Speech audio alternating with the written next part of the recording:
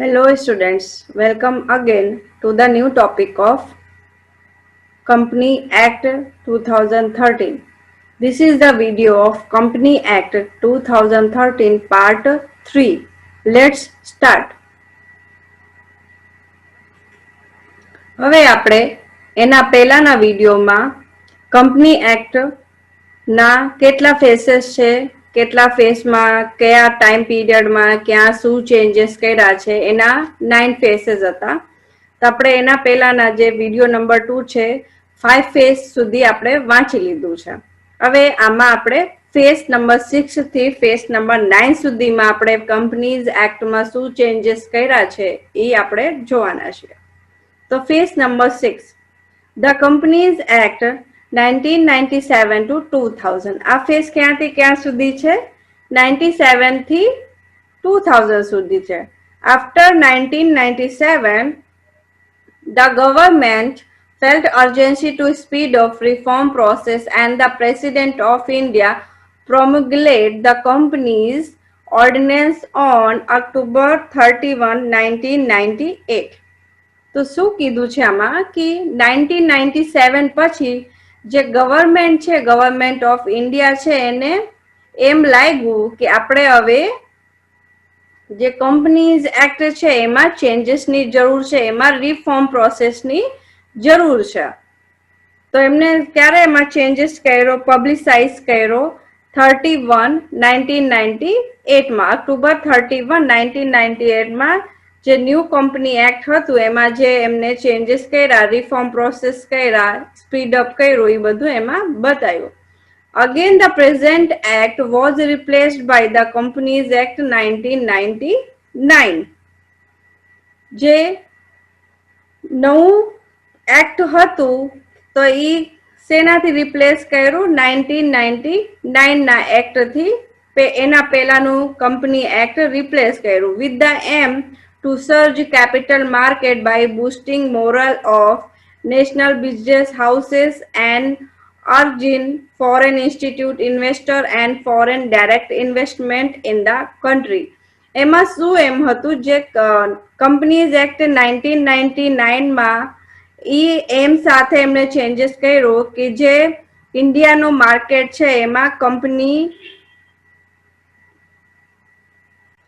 જે બહારની બધી કંપનીઝ હોય એ ઇન્ડિયામાં આવીને એમાં ઇન્વેસ્ટ કરે, એમાં બહારના બધા જે ફોરેનના ઇન્વેસ્ટર હોય એવી રીતે આપણા ઇન્ડિયાની કંપનીમાં બધું ઇન્વેસ્ટ કરે તો આપણા ઇન્ડિયામાં પ્રોગ્રેસ થાય. This amendment brought about many important changes in the Companies Act. એના લીધે જે આપણે કંપનીઝ એક્ટ હતા એમાં ઘણા બધા ચેન્જીસ, ઇમ્પોર્ટન્ટ ચેન્જીસ કર્યા. ધ મેજર એમેન્ડમેન્ટ, સૌથી મોટો ચેન્જ શું હતું? Relating two good corporate governance and meaningful share holders democracy in the working companies were made in the form of the Companies Act 2000. તો સૌથી મોટો ચેન્જ 2000માં કર્યું. એમાં શેમાં ચેન્જીસ કર્યું કે ગુડ કોર્પોરેટ ગવર્નન્સનો ચેન્જીસ કર્યો અને મીનિંગફુલ શેર હોલ્ડર્સની જે ડેમોક્રેસી હતી, મીન્સ જે વર્કિંગ કંપનીઝ છે એમાં શેર હોલ્ડર માટેની જે ડેમોક્રેસી હતી એમાં ઘણા બધા એમને ચેન્જીસ કર્યા. શેમાં એ બધા ચેન્જીસ કર્યા? કંપનીઝ એક્ટ 2000માં એમને આ બધા ચેન્જીસ કર્યા. એના પછીનો કયો ફેસ આવશે? Face number 7, the companies act 2001, 2002 and 2006.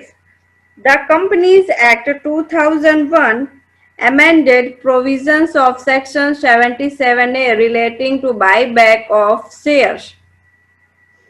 જે કંપનીઝ એક્ટ 2001 છે એમાં શું ચેન્જ કર્યો છે? બાયબેક ઓફ શેર્સનું સેક્શન છે એમાં ચેન્જીસ એમને કર્યા છે. The company could not make buyback more than one during period of 365 days. એમાં શું કીધું છે એ કંપની એક્ટમાં કે જે બાયબેક પ્રોસીજર છે કંપનીમાં, company could not make buyback more than one during period of 365 days. 365 days કરતા બાયબેકની પ્રોસીજર નથી કરી શકે, નો કરી શકે. In Companies Act December 2002 two amendment passed. જે કંપનીઝ એક્ટ ડિસેમ્બર 2002 માં હતું એમાં બે ચેન્જીસ પાસ થયા, ગવર્મેન્ટ પાસ કર્યા. કયા કયા ચેન્જીસ કર્યા એમને બે? The companies 2002 provided for setting up and regulations of cooperative as body of corporate, and the Companies Act 2002 made provisions for winding up process of the company, facility of rehabilitation of sink companies and protection of workers' interest.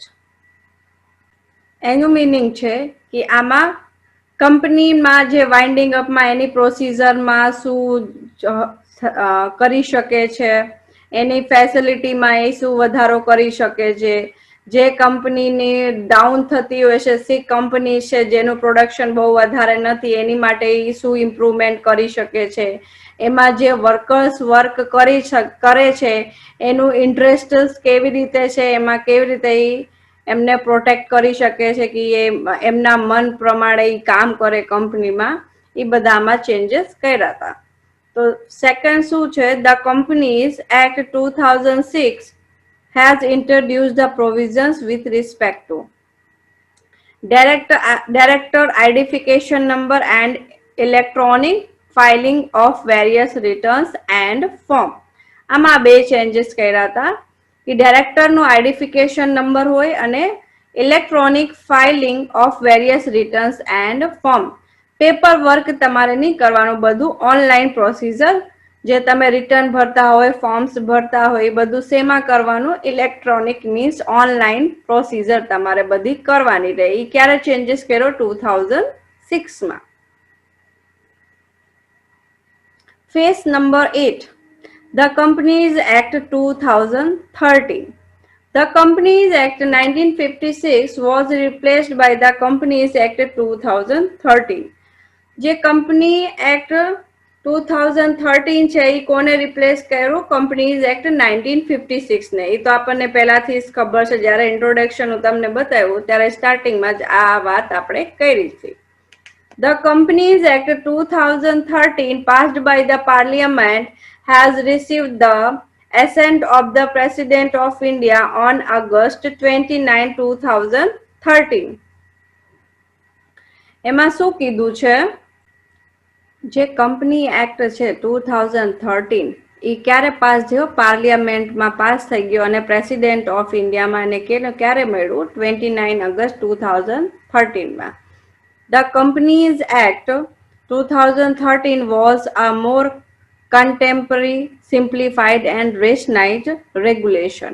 એમાં બધું બહુ વ્યવસ્થિત લખેલું હતું અને simple લેંગ્વેજમાં હતું અને બહુ એક્સપ્લેનેશનમાં લખેલું હતું કે આમાં એક એક ડિટેલ, એક એક પોઈન્ટ ડિટેલમાં લખેલા હતા કે આમાં તમને કોઈને ક્યારે કે કંઈક ભૂલ ન પડે કે આપણે આ નથી વાંચ્યું, આપણને આ ખબર નથી. એક એક રૂલ બહુ વ્યવસ્થિત આમાં લખેલા હતા અને સિમ્પલ લેંગ્વેજમાં લખેલા હતા.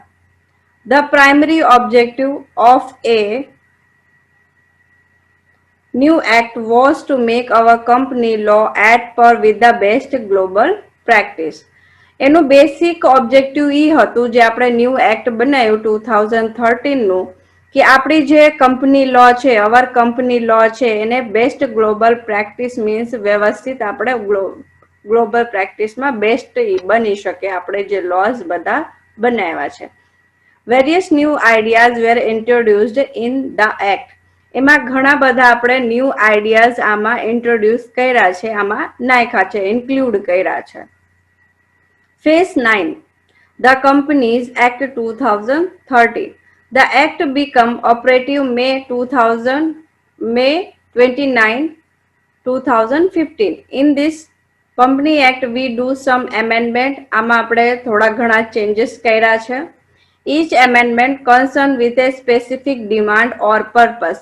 એમાં એમને જે ચેન્જીસ કર્યા છે એ સ્પેશિયલી કોઈ ડિમાન્ડ કરી હોય યા એક ગમે એક પર્પઝ માટે કે આપણે આવી રીતે કંપનીના લોમાં ચેન્જીસ કરવાના છે, આ કંપનીમાં આપણે આ રિક્વાયરમેન્ટ છે એટલે આમાં આપણે આ લોમાં ચેન્જ કરવાની જરૂર છે, તો એ પ્રમાણે એમને કન્સર્ન કરીને થોડા ઘણા ચેન્જીસ કર્યા છે.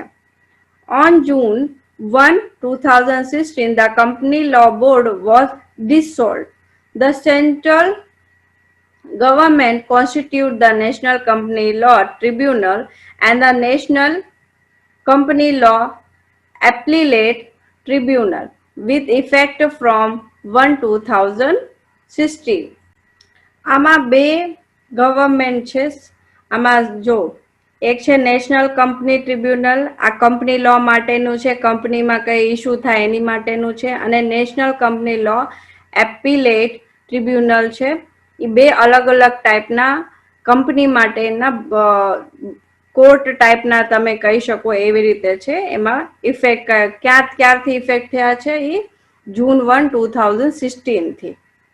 Till today, as on September 25, 2016, આ સુધી કઈ ડેટ સુધી? 25 September 2016 સુધી.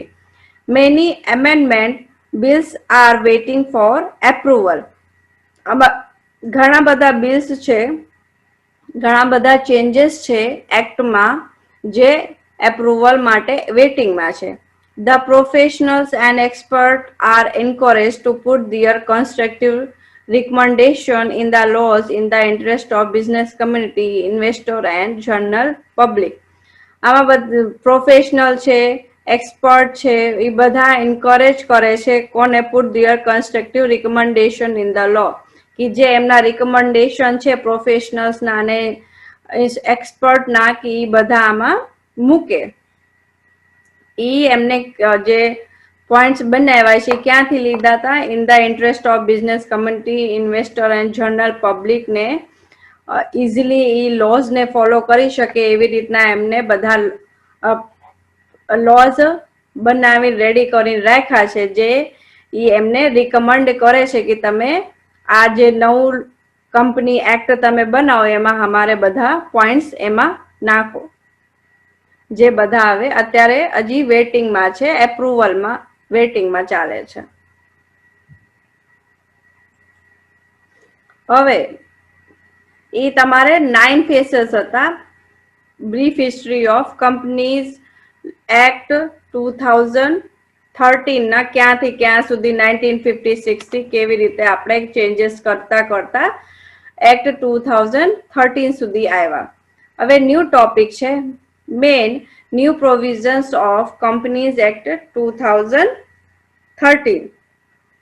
The Companies Act 2013 passed by the Parliament has received the assent of the President on India 29 August 2013.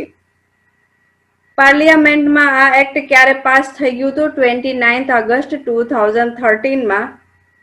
The Companies Act 2013 has been notified in the official paper on 30th August 2013. A officially paper ઉપર ક્યારે આવી ગયું? 29 August પાર્લિયામેન્ટમાં pass થઈ ગયું હતું કે હવે આપણે આ એક્ટ પ્રમાણે બધું કામ કરવાનું છે. આ લો કંપનીના એક્ટ પ્રમાણે આપણે બધું વર્ક કરશું. અને ઓન પેપર ક્યારે ઓફિશિયલ પેપર ઉપર ક્યારે આવી ગયું? 30th ઓગસ્ટ 2013 ઉપર. A number of amendments were made to make the act more compatible with the changing domestic and global business environment. એમાં ઘણા બધા ચેન્જીસ કર્યા એમને કંપનીઝ એક્ટ 2013 માં, જે આપણે કંપનીઝ માટે બિઝનેસના એન્વાયરમેન્ટ માટે ઘણું બધું સારું છે. એમાં એ રૂલ પ્રમાણે આપણે ચાલીએ તો આપણી કંપની, આપણું બિઝનેસ બહુ વ્યવસ્થિત ચાલે. Primary focus of new act. હવે એમાં બેસિક ફોકસ શું છે, બેસિક ચીજ બધી વસ્તુ શું છે ન્યૂ એક્ટમાં એ આપણે જોઈએ. એનું મોટિવ શું છે? ઇન શોર્ટમાં આપણે જે ન્યૂ એક્ટ બનાવ્યો કંપનીઝ એક્ટ 2013, એનું મોટિવ શું છે, એ શેની માટે એમને બનાવ્યું? The Companies Act 2013 was a more simplified and rationalized regulation. બહુ સિમ્પલ અને જસ્ટિફાઈ એક્સપ્લેન્ડ ઓલામાં ડિસ્ક્રાઇબ કરીને બધું લખેલું છે. The primary objective of a new act was to make our company law at par with the best global practice. આપણે બધી જગ્યા આપણા જે કંપની લો છે એ બધું વ્યવસ્થિત બધી જગ્યાએ બેસ્ટ ગણાય એ પ્રમાણે આપણે આપણી લોને વ્યવસ્થિત બનાવવાની ટ્રાય કરીએ છીએ. The various new provisions under the Companies Act 2013 and amendment thereafter truly reflect the government's mission in terms of એ જે નવું પ્રોવિઝન્સ એમને બહાર પાડ્યું અંડર ધ કંપનીઝ એક્ટ 2013 એમાં ગવર્મેન્ટમાં કયા કયા મિશન્સ છે એ એના 4 ટર્મ્સ છે. As two doing business in ઇન્ડિયામાં બિઝનેસ વધે, મેક ઇન ઇન્ડિયા ઇન્ડિયાને બનાવવાનું છે, startup India and digital India. Digital India means કે આપણે બધું વસ્તુ બધા ઓનલાઈન બધું કરતા થાય, પેપર વર્ક કરતા ડિજિટલમાં એ વધારે વર્ક કરે. Let us overview major changes in the Companies Act 2013. હવે આમાં 24 પોઈન્ટ્સ છે ટોટલ તમારે. એમાંથી આ વિડીયોમાં હું તમને એના 8 પોઈન્ટ્સ બતાવીશ. પોઈન્ટ્સ બધા સિમ્પલ છે, તમને ઇઝીલી સમજાઈ જશે, કંઈ વાંધો આવશે નહીં. તો સૌથી પહેલું છે 23 એક્ટ સ્નેપશોટ. એમાં આપણે જે સ્ટાર્ટિંગમાં તે આપણે 1956 નું જે કંપની એક્ટ હતું અને 2000 નું જે કંપની એક્ટ છે એમાં શું ચેન્જીસ છે એનું આમાં ડિસ્ક્રિપ્શન આપ્યું છે. Indian Companies Act 2013 has favor Section 470 then Companies Act 1956. 2013 માં કેટલા સેક્શન છે? 470 સેક્શન અને 1956 માં કેટલા સેક્શન છે? 658 સેક્શન છે. Comparison of Companies Act 1956 and Companies Act 2013. તો આ બાજુ જો 1956 છે, આ બાજુને કોલમમાં 2013 ના એક્ટ છે. આમાં શેમાં કમ્પેરિઝન આપણે કર્યું છે? પાર્ટમાં, ચેપ્ટર્સમાં, સેક્શન્સમાં એન્ડ શિડ્યુલ્સમાં. પાર્ટ્સ કેટલા છે 1950 ના એક્ટમાં? 13 છે. 2013 માં એકે નથી, એને મીન્સ એકે પાર્ટ આમાં નથી આપણે લીધા. ચેપ્ટર્સ 1956 માં 26 છે, 2013 માં 29 ચેપ્ટર્સ છે. સેક્શન કેટલા છે? 1956 ના એક્ટમાં 658 ચેપ્ટર્સ છે અને 2013 ના એક્ટમાં 470 સેક્શન્સ છે. શિડ્યુલ્સ 1956 માં 15 શિડ્યુલ્સ છે અને કંપનીઝ એક્ટ 2013 માં ઓનલી 7 શિડ્યુલ્સ છે. એટલે આમાં આપણે જોઈએ કે ઘણું બધું આમાં ચેન્જીસ કરીને બને એટલું ઓછું કરી નાખ્યું છે કે ઇઝીલી બધા વર્ક કરી શકે લોઝ ઉપર. સેકન્ડ છે uniform financial year and accounting year. Under the new act all companies have to follow uniform financial year, that is 1st April to 31st March. Those companies which follow different financial year have to align the accounting year to 1st April to 31st March within 2 years. એમાં શું કહે છે કે જેટલી companies છે એમનું એક equal financial હોય છે. કયો હોય છે? 1st April two 31st March સુધી 1 યર એમનું ફાઇનાન્શિયલ યર ગણાય છે. યુનિફોર્મ ફાઇનાન્શિયલ યર મીન્સ બધા કંપની માટે ફિક્સ હોય છે. અમુક કંપની જે હોય છે એ જ તે અલગ રીતે ફાઇનાન્શિયલ યરને ગણે છે. કેવી રીતે? 1st એપ્રિલ તો 31st માર્ચ સુધી, બટ એ 2 વર્ષ માટે એ કાઉન્ટિંગ કરે છે. એમનું જે ફાઇનાન્શિયલ યર હોય છે એ 2 યર્સ માટે કાઉન્ટ કરે, પણ નોર્મલી બધા 1 યર માટે એમનું ફાઇનાન્શિયલ યર લે છે. ઈ ફાઇલિંગ ઓર ઓનલાઈન ફાઇલિંગ એ થર્ડ પોઈન્ટ છે તમારું. The Companies Act provided for online procedure of company formation and administration. E-filing of documents is a part of e-governance initiated and promoted by government through the MCA21 project, traditional paper-based operation is transformed into a new paperless environment. The MCA means Ministry of Corporate Affairs has notified new e-forms to suit e-filing. E-filing method tends to be secured, easy and transparent, cost-effective and speedy.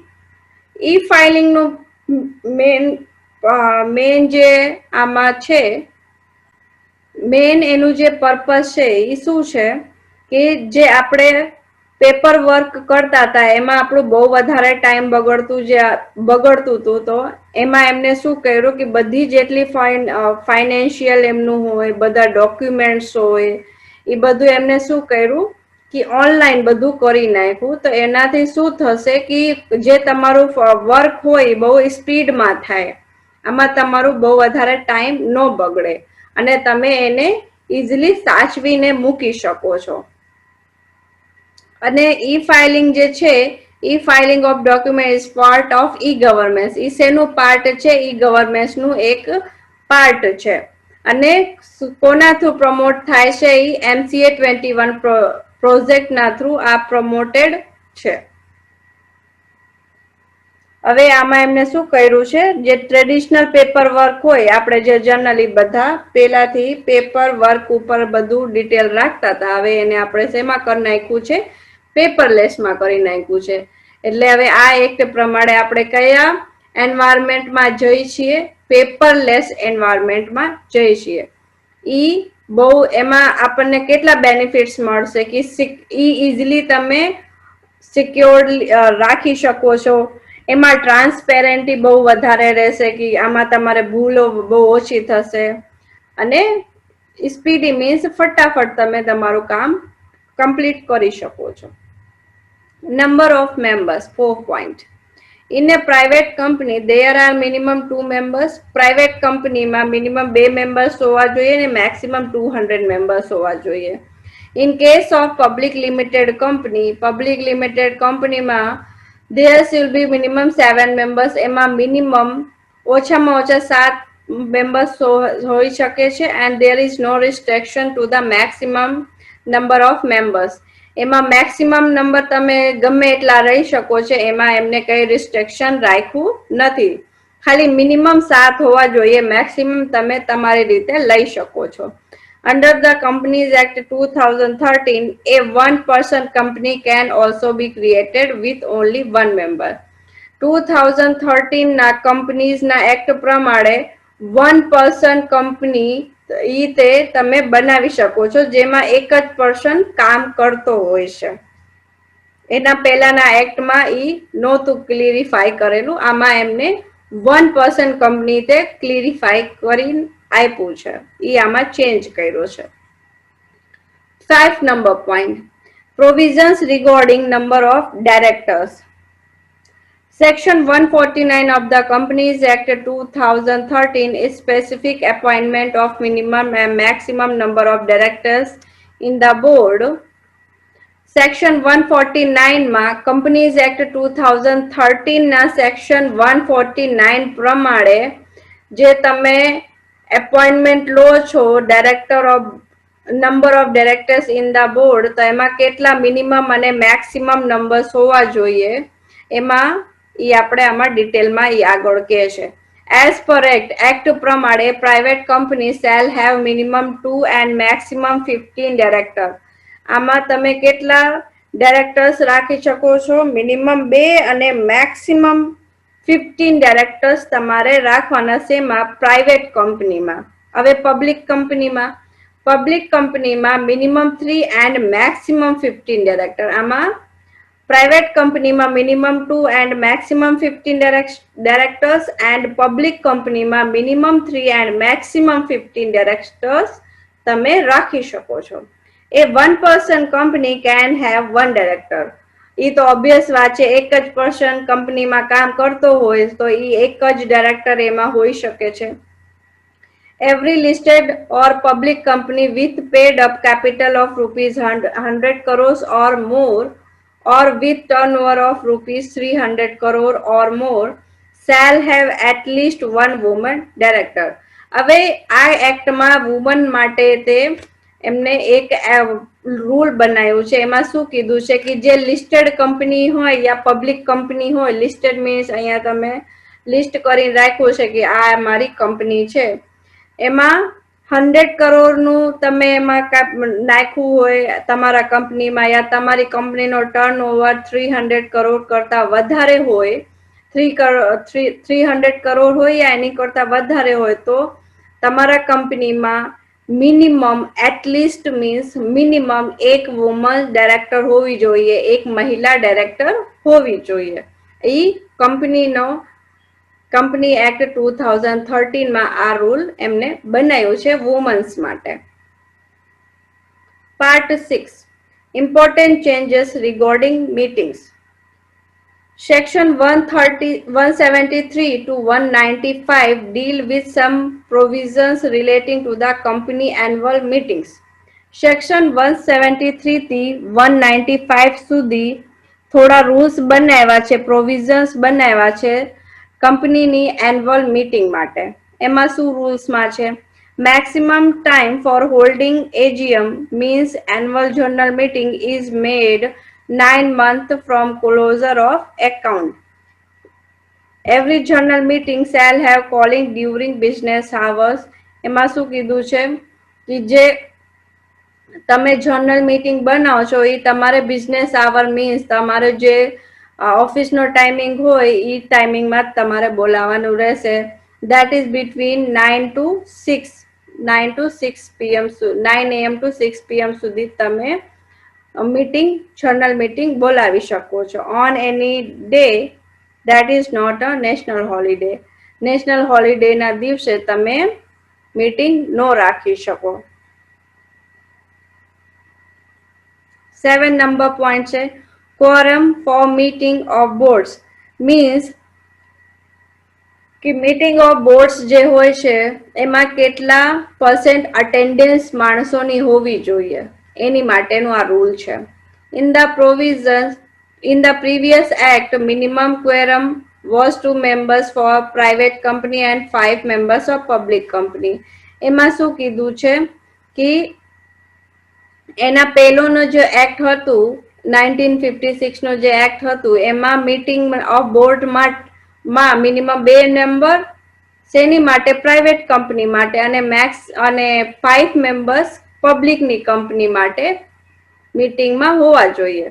હવે section 174 of the companies act 2013, company act 2013 ના section 174 માં એમને કીધું છે, specify કર્યું છે that the quorum for a meeting of the board की મીટિંગમાં કેટલી અટેન્ડન્સ હોવી જોઈએ ઓફ ડાયરેક્ટર્સની of a company shall be 1/3 of its total instance or 2 directors.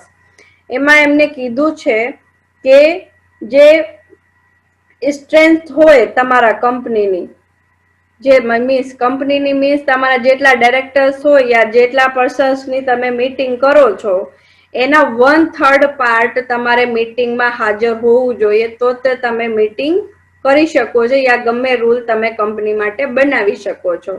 Or 2 director યા પછી તમારે 2 ડાયરેક્ટર ફિક્સ કરી દેવાના કે આપણે 2 ડાયરેક્ટર્સ હશે તો આપણે જે રૂલ્સ બનાવ્યા છે એ આપણે ફોલો કરશું.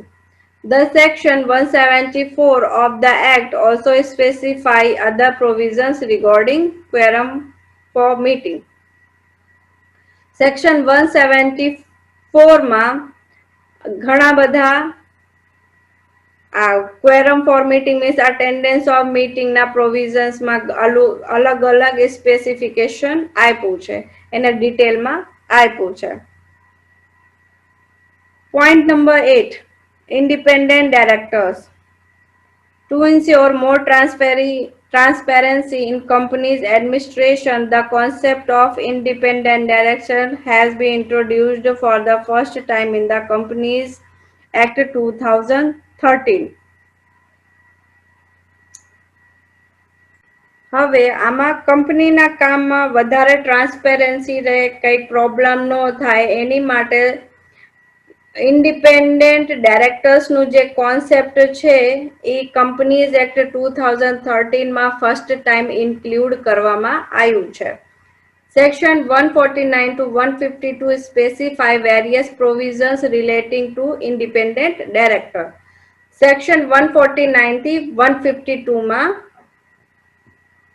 various provisions means કે independent director શું કેવી રીતે વર્ક કરશે, શું કરશે એનું બધું સ્પેસિફિકેશન એમાં આપ્યું છે.